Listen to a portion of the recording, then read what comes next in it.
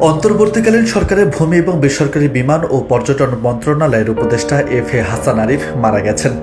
উপদেষ্টা এফ.এ. হাসান আরিফের ছেলে মুয়াজ আরিফ এ তথ্য নিশ্চিত করেছেন।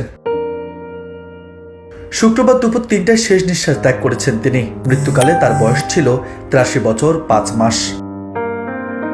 ১৯৪১ সালে ১০ জুলাই এফ.এ. হাসান আরিফ কলকাতায় জন্মগ্রহণ করেন। তিনি কলকাতায় সেন্ট জেভিয়ার্স কলেজ থেকে স্নাতক এবং পরবর্তীতে কলকাতা বিশ্ববিদ্যালয়ের অধীনে এলএলবি সম্পন্ন করেন।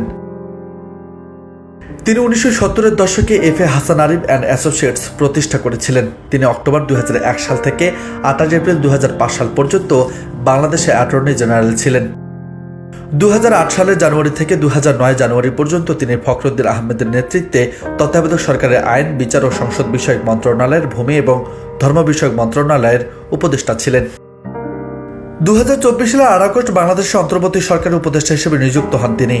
৯ আগস্ট স্থানীয় সরকার, পল্লী উন্নয়ন ও সমবায় মন্ত্রণালয়ের উপদেষ্টা হিসেবে দায়িত্ব পান। এছাড়া ২৭ আগস্ট তিনি ভূমি মন্ত্রণালয়ের উপদেষ্টা হিসেবে দায়িত্ব পেয়েছিলেন। নিউজ ডেস্ক, বার্তা 24।